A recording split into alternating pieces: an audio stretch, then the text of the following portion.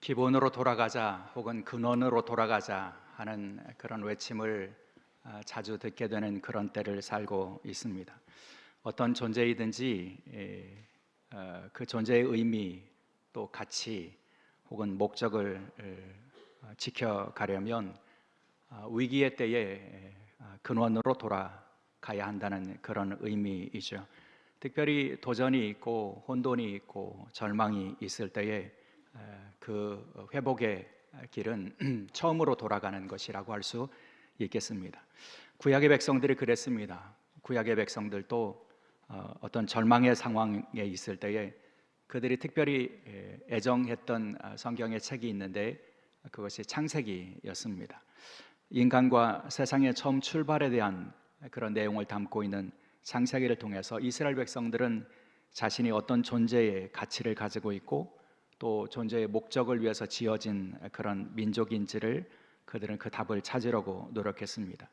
그리고 지금은 비록 강대국의 압제를 당하고 있지만 자신들은 창조주 하나님이시고 우주의 주인이신 하나님의 백성이라고, 그분의 사랑을 받는 그분의 작품이라고, 그래서 지금은 찌그러진 것처럼 보이고 약한 것처럼 보이고 왜곡된 것처럼 보이지만 그러나 자신들은 하나님의 작품이라고 하는 그런 자존감을 그들은 지켜갈 수 있었고요.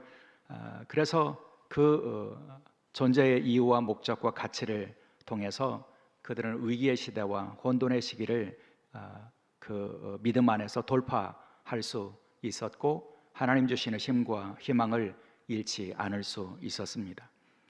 지금 우리가 겪고 있는 교회의 위기의 시대도 마찬가지라고 할 수 있습니다. 이 땅의 교회는 위기와 도전의 시대에 직면해 있습니다. 교회의 목적이 흔들리고 또 교회가 세상 속에서의 영적인 영향력을 잃어가고 있다고 하는 그런 우리 시대의 비극적인 상황들을 우리가 겪고 있는데요. 이런 시대에 우리가 교회의 사명을 잘 감당하고 교회다움을 지키기를 원한다면 우리는 우리 교회를 세우신 주님이 교회를 세우실 때에 그 출발점에 어떤 마음을 가지고 계셨는지, 어떤 목적을 가지고 교회를 세우셨는지를 돌아볼 수 있어야 한다는 거죠. 그것이 교회의 존재 이유와 목적과 의미를 다시 회복하는 비결이 될 수 있다는 것입니다.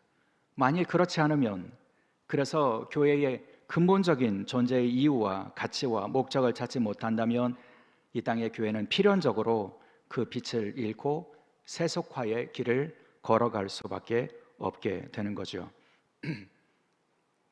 최근에 많은 사람들이 염려하고 걱정하는 교회의 문제는 세속화의 문제라고 할 수 있습니다.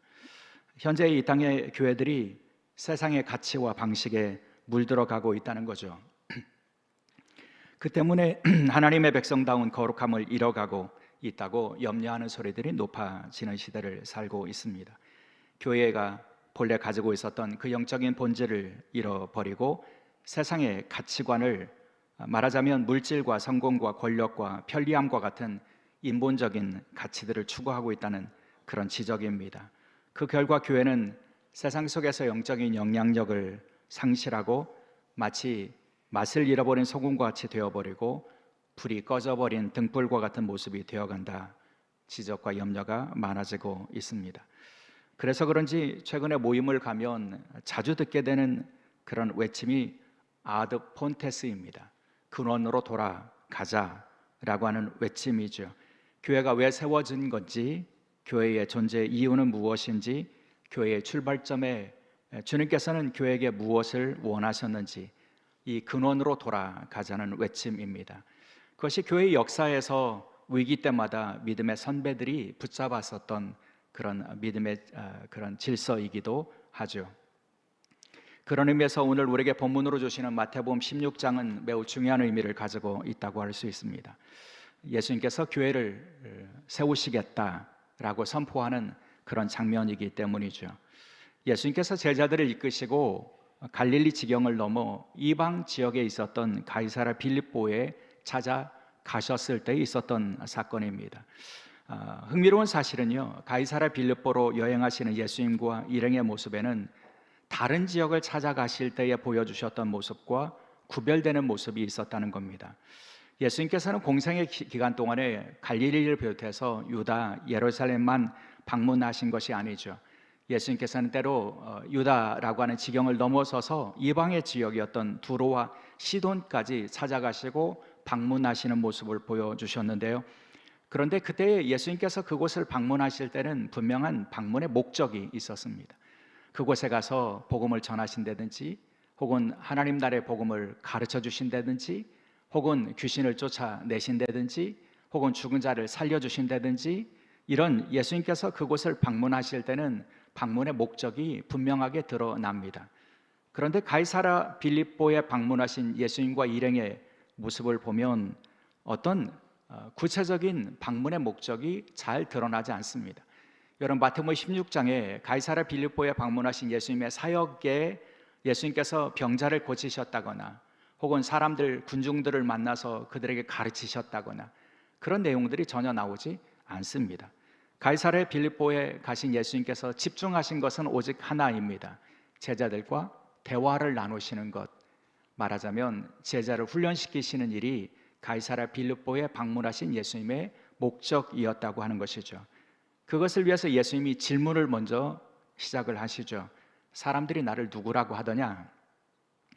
제자들이 대답을 하죠. 어떤 사람은 세례자 요한이라고 그렇게 하기도 하고, 어떤 사람은 엘리야라고 말하는 사람도 있고요, 어떤 사람은 예레미야 선지자 중에 한 사람이라고 하는 사람들도 있습니다. 그때 예수님께서 제자들에게 다시 질문을 던지십니다. 그러면 너희는 나를 누구라고 하느냐? 그때 베드로가 대답합니다. 그 유명한 고백이죠. 주는 그리스도이십니다. 살아계신 하나님의 아들이십니다.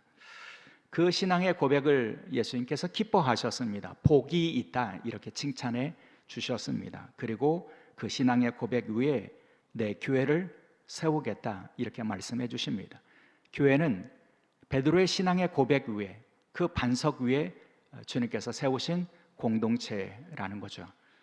여러분, 이 예수님과 제자들의 대화를 통해서 우리는 교회의 본질이 무엇인지를 분명히 알아야 하는데요. 먼저 교회의 가장 큰 특징은 신앙 고백 공동체라고 하는 사실입니다. 여러분, 교회는요, 건물도 아니고 조직도 아닙니다. 베드로의 신앙의 고백을 들으신 예수님께서 기뻐하셨는데요, 베드로의 신앙의 고백 직후에 예수님께서는 이곳에 초막을 지으라, 이렇게 말씀해 주시지 않습니다. 혹은 이곳에 로마의 신전과 같은 웅장한 그런 건물을 나와 함께 짓자 하시면서 예수님께서 그 초월적인 능력을 드러내시지도 않습니다. 예수님께서는 그 베드로의 신앙의 고백을 들으시고 거기에 가시적인 어떤 흔적들을 전혀 남기지 않으셨습니다. 오직 그 믿음의 고백 위에 교회를 세우신다고 선언하셨죠. 그러니 여러분, 교회는요, 여러분, 가시적인 건물도 아니고요, 어떤 조직도 아닙니다. 처음에 교회는 건물이 없었습니다. 처음에 교회는 조직도 혹은 직분도 없었습니다. 그저 예수님을 향한 신앙의 고백과 그 고백을 가지고 예수님을 따르는 사람들만 있었을 뿐입니다. 처음에 교회는, 예수님이 세우신 교회는 여러분, 신앙 고백을 가지고 주님을 따르는 제자들의 공동체였다는 그런 말씀이죠. 그러므로 교회가 가장 소중하게 여겨야 될 것은 눈에 보이는 어떤 가치를 만들어가는 것이 아닙니다. 이 땅에 주님이 주인 되신 교회가 가장 소중하게 여겨야 될 것은 교회의 주인이신 예수님의 가르침을 따라 그분의 인격과 그분의 권능을 드러내는 그분의 몸으로 세워지는 일이라고 할 수 있습니다. 그것이 교회의 존재의 이유이고 존재의 목적이 되어야 한다는 것이죠. 동시에 본문을 통해서 우리는 깨달아야 되는 교회의 본질이 있는데요, 그것은 교회가 세상과는 구별되어야 한다는 것입니다. 여러분, 예수님께서 그 교회를 세우신다고 하시는 이 말씀을 들려주시기 위해서 선택하신 장소를 우리가 주목할 필요가 있습니다. 예수님이 제자들과 가이사랴 빌립보 혹은 빌립보 가이사랴라고 하는 지역으로 방문하셨다, 이렇게 말씀해 주시는데요, 가이사랴 빌립보 가이사랴라고 하는 곳은 중요한 의미를 가지고 있습니다. 이곳은 그 갈릴리 호수 북쪽에 자리 잡고 있는 헐몬산의 기슭에 세워진 도시인데요. 본래 이곳은 아주 작고 조용한 그런 시골 마을이었죠. 그런데 유다의 분봉왕이었던 헤롯 빌립이 이곳에 도시를 하나 세웁니다.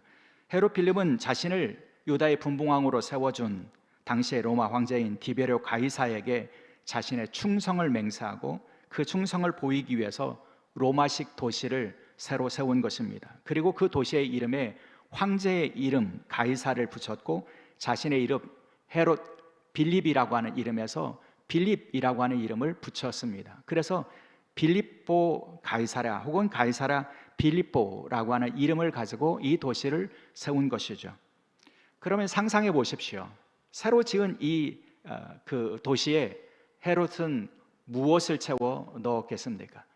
로마의 문화와 로마 문화의 화려함, 혹은 로마의 황제를 신으로 섬기던 그들이 황제 숭배를 위해서 찾아가야 하는 황제 숭배의 그런 장소, 그 신전, 이런 것을 세우고 그것으로 가이사랴 빌립보를 가득 채웠을 것입니다.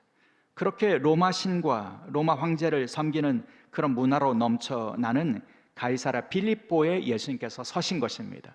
그리고 제자들을 향해서 물으시는 거죠. 너희는 나를 누구라 하느냐?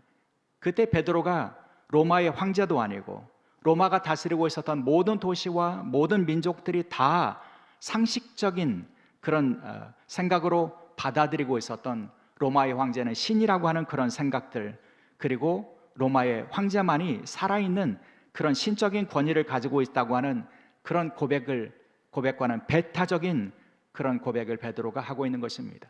우리 눈앞에 펼쳐지는 이 거대한 로마 도시의 주인인 황제가 그리스도이거나 살아있는 신이 아니라 당신이, 내 앞에 계시는 당신이 그리스도이시고 당신만 살아계신 하나님의 아들이시라고 그렇게 고백하고 있는 것이죠. 그러니 이 베드로의 고백에는 당대에 로마에 살고 있었던 사람들의 상식적인 생각과 사고를 뒤집고 전복하는 그런 의미가 그 안에 담겨져 있는 것이죠. 여러분, 이런 신앙의 고백 위에 교회가 세워졌다고 하는 것은, 교회는 당대의 사람들이 가지고 있는 가치나 당대의 사람들이 받아들이는 문화를 거부하고 그것과 다른 그런 차원의 가치들을 만들어가는, 예수님께서 선포하신 그 가치들을 쫓아가는 그런 구별된 공동체여야 한다는 사실을 보여주고 있다는 것이죠. 세상의 상식, 문화, 세상의 사람들이 다 좋아하는 것, 추구하는 것, 이것을 추구하는 공동체가 아니고요, 그것을 거부하고 그것을 넘어서는 가치들을 세워가는 그런 공동체가 교회라는 것입니다. 그런 의미에서 교회는 구별된 공동체여야 한다는 거죠. 애석한 것은 지금 우리 시대의 교회의 모습 가운데 그런 구별된 그런 가치와 모습들이 보이지 않는다는 겁니다. 교회의 지도자를 자칭하면서 세상의 권력의 주변부에 얼쩡거리는 이들이 있고요, 믿음의 가치, 하나님 나라의 가치보다는 세상의 가치와 물질과 권력과 같은 세속의 가치를 더 소중하게 여기는 이들이 있습니다. 믿음의 공동체 안에서도 사람이 드러나고 사람의 이름이 영광을 얻기를 원하는 마음들이 팽배해지고 있습니다. 크고 작음의 기준이 눈에 보이는 것이 되어 버렸습니다. 많고 적음으로 성공의 여부를 가리려고 하는 세속적인 가치가 교회 안에 그대로 들어와 있습니다. 이것이 교회의 근본적인 위기라고 할 수 있다는 거죠. 이런 시대에 우리는 믿음의 고백을 새롭게 할 수 있어야 합니다. 주님이 그리스도이십니다. 주님이 살아계신 하나님이십니다. 고백했던 베드로처럼 우리가 추구하고자 하는 모든 유혹들과 세상의 가치가 우리를 구원하는 것이 아니라 주님만이, 주님의 가르침만이, 주님의 인격만이, 주님이 선포하신 복음만이 우리를 살리고 우리를 구원하는 능력이 된다고 하는 믿음의 고백을 새롭게 할 수 있어야 한다는 거죠. 그리고 그 주님을 향한 믿음의 고백과 사랑의 고백이 더 신실해지고 더 새로워질 수 있어야 할 것입니다. 주님을 사랑하는 그 사랑이 더 깊어질 수 있어야 합니다. 그런 사람들이 주님과의 만남을 경험할 수 있고 주 예수 그리스도로 채워지는 사람들이 될 수 있습니다. 예수로만 만족하고 예수로만 충만한 그런 믿음의 사람들로 세워질 수 있습니다. 그럴 때요, 여러분, 비로소 우리는 세상의 가치와 풍조를 부러워하지 않고 세상의 가치와 풍조로부터 자유로워지는 사람들이 될 수 있고 진정한 자유인이 될 수 있는 것이죠. 이런 믿음의 공동체로 새로워질 수 있기를 주의 이름으로 축원합니다. 그런데 여러분, 그런 믿음의 고백이 우리 속에 새로워지기를 원한다면, 그래서 그 믿음의 고백이 주는 풍성함과 능력을 경험하기를 원한다면 우리가 깨닫고 고백해야 될 내용이 있습니다. 사도 바울은 교회와 예수님의 관계를 이렇게 말씀하고 있어요. 에베소서 1장 22절, 또 만물을 그의 발 아래에 복종하게 하시고 그를 만물 위에 교회의 머리로 삼으셨느니라. 여러분, 바울이 전하고 있는 예수님과 교회의 관계를 주목해 보셔야 합니다. 만물을 그 발 아래에 복종하게 하신 하나님께서는 그분을 만물 위에 교회의 머리로 삼으셨다, 이렇게 말씀해 주시죠. 여러분, 여기에 나오는 만물을 그 발 아래 복종하게 하셨다라고 하는 말은요, 고대 사회에서는 왕이 대적을 완전하게 제압해서 그들을 다스린다라고 하는 의미를 가지고 있는 관용적인 표현입니다. 만물을 그 발 아래 두셨다는 것은 이미 그것을 정복했다는 겁니다. 그것을 굴복시켰다는 그런 의미를 가지고 있어요. 그래서 이런 예수님의 권세와 능력, 주님의 권세와 능력을 시편 기자는 이렇게 노래합니다.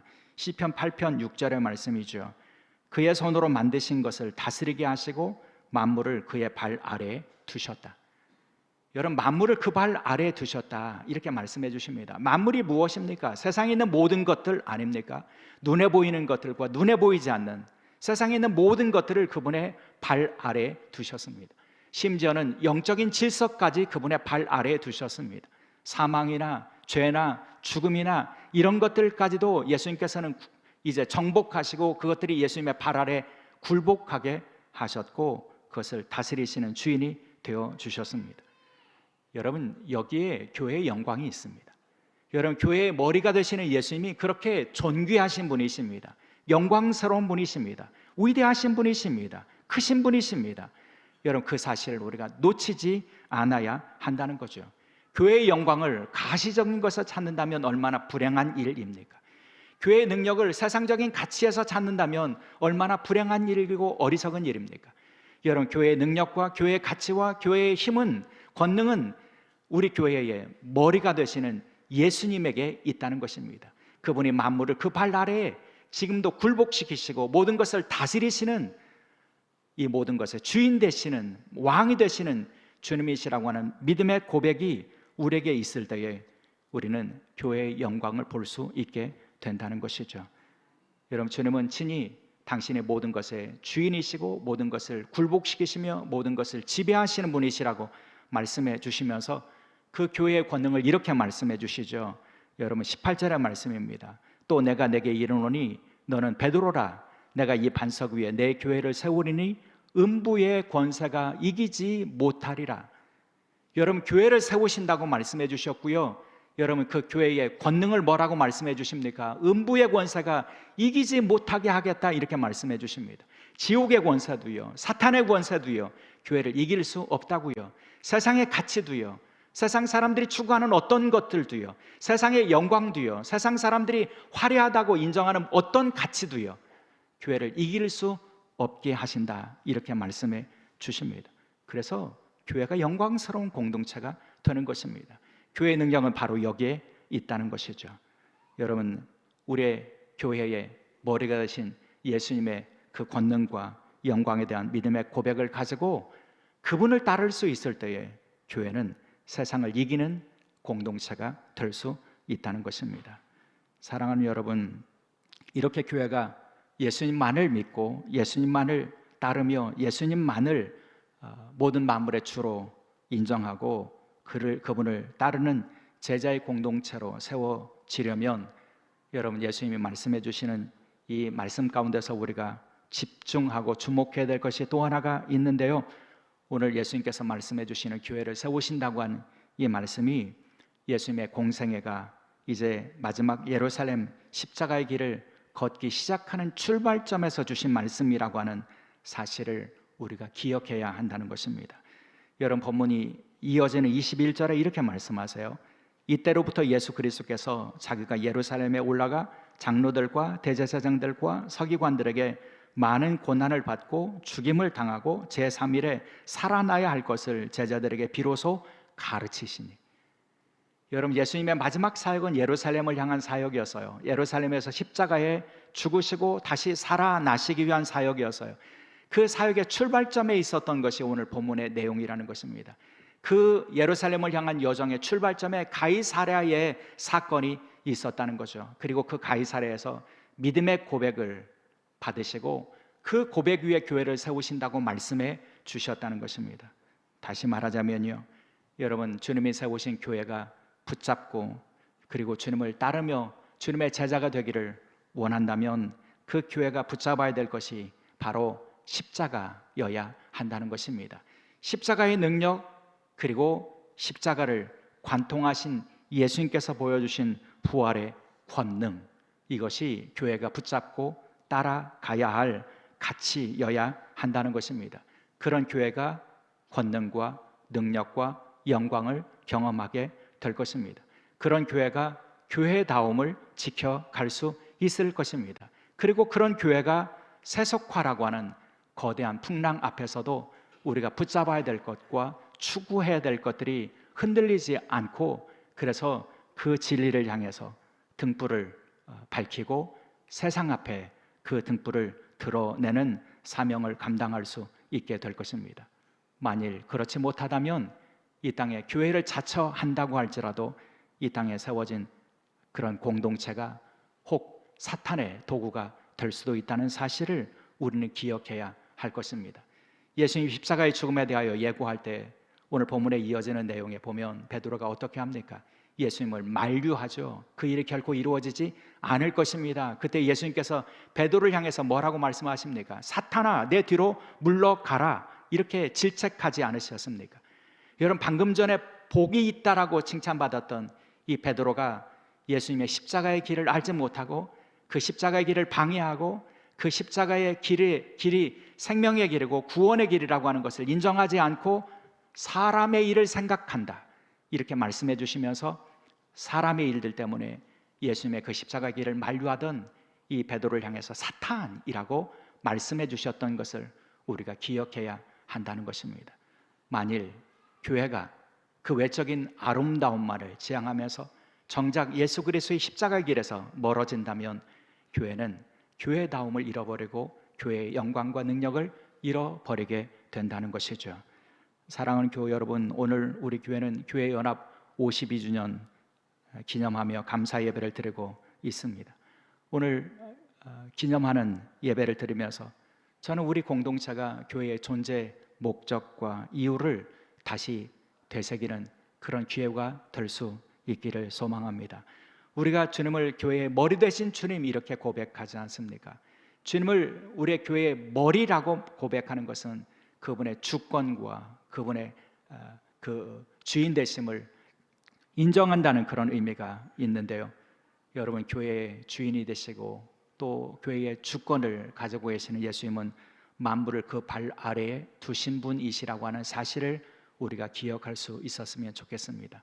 그분은 세상의 모든 것들과 눈에 보이지 않는 그런 실체들과 혹은 악한 것들과 죽음과 죄와 시험과 이것을 다 이기신 분이십니다. 그러니 우리가 승리하기를 원한다면, 영광을 얻기를 원한다면 우리는 예수 그리스도를 향한 믿음의 고백을 새롭게 하고 그분의 십자가 길을 따를 수 있어야 한다는 것이죠. 그럴 때 우리는 교회의 머리 되신 예수님을 세상에 드러내는 교회의 존재 이유와 사명을 잘 감당할 수 있게 될 것입니다. 이제 우리 믿음의 공동체가 그 사명을 잘 감당하여 주님의 영광의 빛으로 세상을 밝히는 그런 존재의 목적들을 잘 이루어가는, 주님께 칭찬을 받는, 복이 있다고 말씀해 주시는 그런 공동체로 세워질 수 있기를 간절히 소원합니다. 기도하시겠습니다. 주님이 교회를 세우신 분이시며 교회의 머리가 되시며 교회의 주인이 되심을 저희가 믿음으로 고백합니다.